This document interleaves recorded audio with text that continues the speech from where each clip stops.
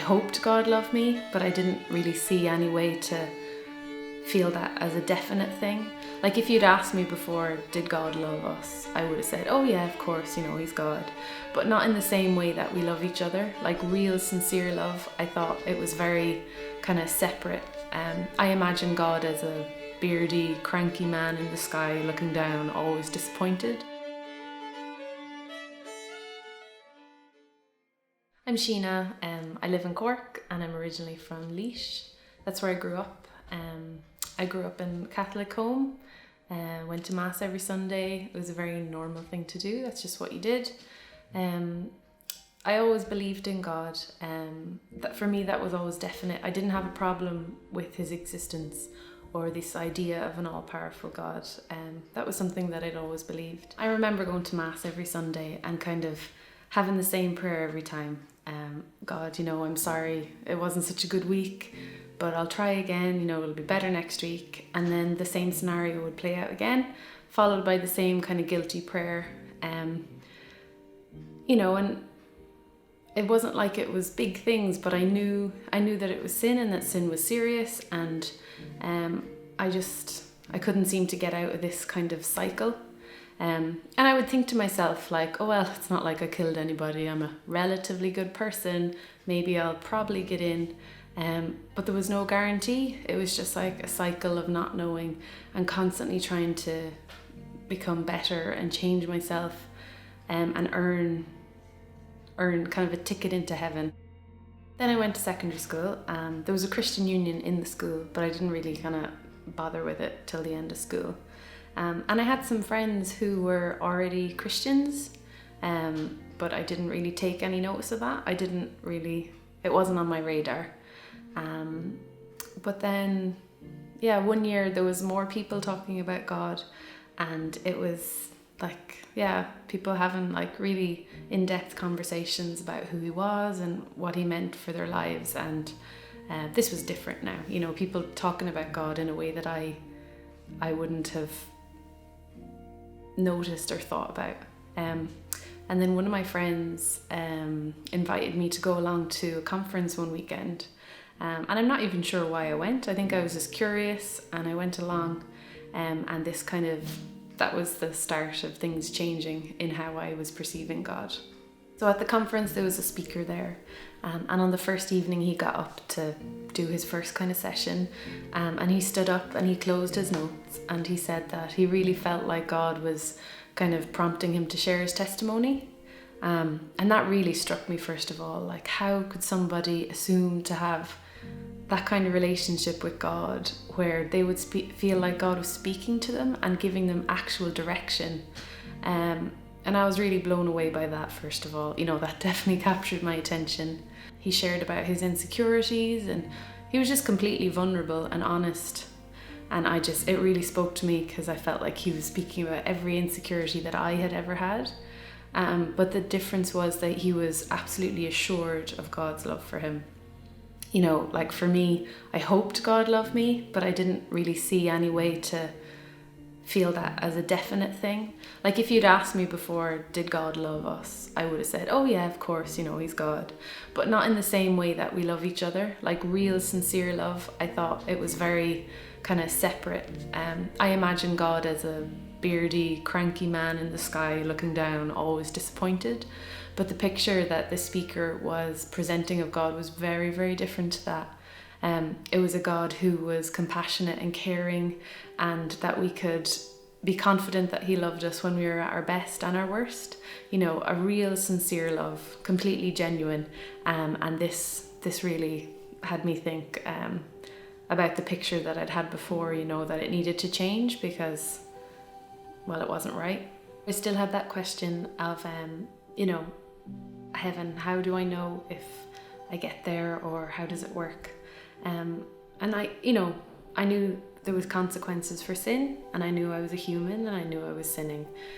So I wanted some real answers, I wanted to know definitively, how do you get into heaven, how do you know? And so now I was trying to kind of, align this new kind of idea of this all-loving God and the consequence of sin. And I found out the answer was Jesus. the very same Jesus that I had learnt about since I was a child and knew the stories. And I knew he died on a cross, the kind of theory side of things, that was well in there, but the significance of it hadn't really hit home. The fact that Jesus died for my sins so that I don't have to, and the whole idea that it was a free gift was mind-blowing, because it stopped that cycle of me kind of constantly trying to figure out, how was I going to earn it? How was I going to earn my way in? How would I earn salvation?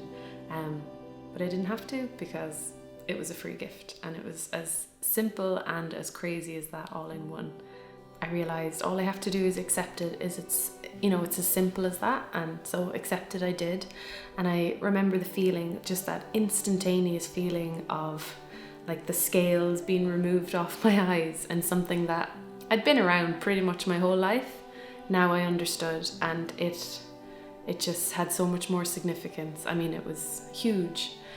Yeah, it was amazing. It was like I'd learned some beautiful, incredible poem in a foreign language, but never took the time to learn the language, Some of the knowledge was there, but I didn't understand how groundbreaking and how much it could really mean to my life. The same friend who'd brought me on that weekend, she'd given me a Bible like a year before, but I'd pretty much never opened it. But now I was curious, and I wanted to know more about this God. When I finished school, I moved down to Cork to study music, and I met more Christians then again. And up to this point I'd been dipping in and out of the Bible, but I didn't really know what I was doing. Before, I believed you couldn't really understand it unless you were a priest. So I hadn't bothered with reading the Bible most of my life, but now I wanted to know, and I wanted to know how. I got plugged into a church with good teaching and great people, and that was really encouraging. That was a really good time. To be honest, sometimes the biggest struggle that I've had with being a Christian is like really genuinely receiving that love. I know that he loves me, and that it's real, and he doesn't stop loving me on a day when I find it hard to receive it. It's constant. God is so faithful like that. He loves us no matter what, in our best place and in our worst place. That doesn't change. I think maybe it was just hard for me to unlearn that, that being in that cycle of trying to earn his love. Like I've had to really actively change that in my mindset.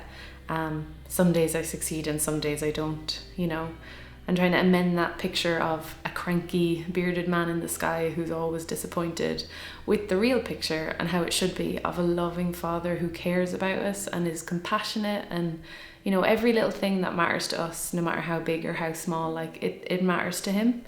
That's kind of been a journey, and I'm sure I'll keep figuring it out. It's not like I'll have one eureka moment where I'm like, oh, it's all clicked now. It's kind of a constant process. So there's a story in the book of Mark in the Bible, where a man brings his son to Jesus, and his son has been, possessed by his spirit since he was a child. And the man says, if you can do anything, have compassion and help us. And Jesus says, if you can, all things are possible for him who believes. And the man says, I believe, but help me with my unbelief. And I find that story really encouraging. Like, it really speaks to me. It always has, because, Jesus is so compassionate, and he did heal the son.